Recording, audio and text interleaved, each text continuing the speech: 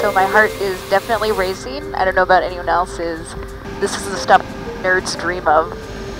10 seconds. 9, 8, 7, 6, That's gonna 5, happen. 4, 3, 2.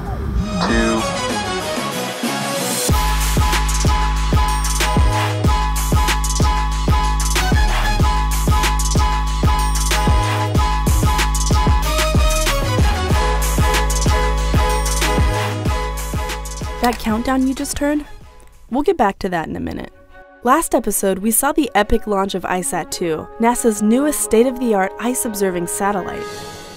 But now that that's in orbit, the pressure to deliver results is on.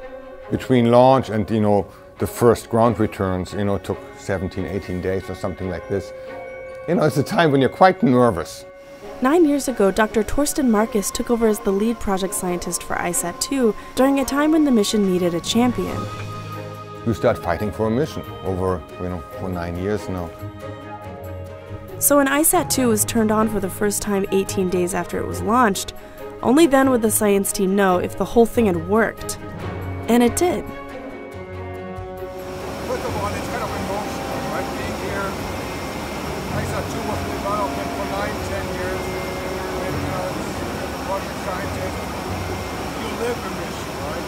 If it sounds like there's a lot of noise in the background, that's because Torsten is being interviewed from a plane 1,500 feet in the air.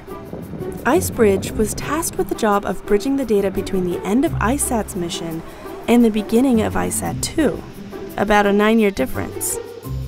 The goal is that it would run until ICESat-2 launched and then would have overlap with ICESat-2 as well, so we can get a really long, well-calibrated time series from IceBridge. As the deputy project scientist for Operation IceBridge, Brooke works closely with Torsten to make sure the two missions are syncing up. The timing was everything during that mission, which was a real challenge because not only do we need to... Basically what you need to take away is getting an airplane and a satellite in space to fly over the same flight path at the same time and collect matching data is really, really hard. IceBridge was tasked with two objectives. Check the accuracy of ICESat-2's data over land ice and over sea ice. They were able to lock in the land ice data fairly quickly in the mission, but the sea ice data... It was really tricky. We waited day after day. Do we fly the sea ice? It's still on our list. 7, 6, That's gonna 5, happen. 4, 3, 2, 1. Mark on the overpass 0435 350. Here's what just happened. A plane 1,500 feet up and a satellite 308 miles up measured the same sea ice at the same time. This moment finally linked veteran mission Operation IceBridge's data to that of its new sister mission, ICESat-2, two projects that, until now, were separate for nearly 10 years. It's a very satisfying feeling because you do something that is meaningful and in the bigger picture, and yeah, it's very satisfying. Our search for knowledge doesn't end here. Grace Follow-On and ICESat-2, the two satellite missions that launched this year, will continue to bring in incredible data for the foreseeable future.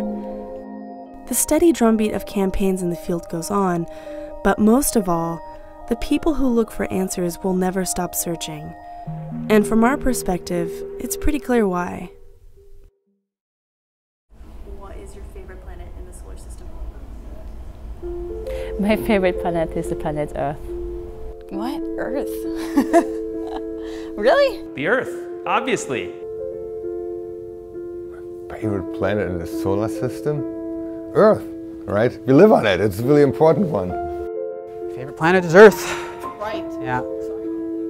Yeah. Yeah, so Why?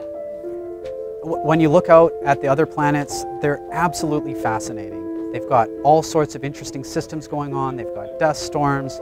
But then when you're on another planet, looking back at Earth, I mean, it's just incredible. Whenever you go in different places, it looks so different, so amazing. It's just, I love the planet Earth. It's just a very special planet. This is our home.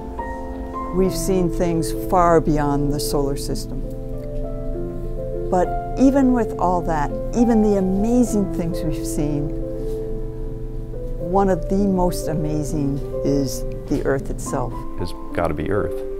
It's got to be Earth. It's got to be here. I like the polar regions of here, of Earth. Yeah, sorry. It's very boring. Earth is good. Earth is good. We live here, it sustains our life. I'm not going to turn my back on it.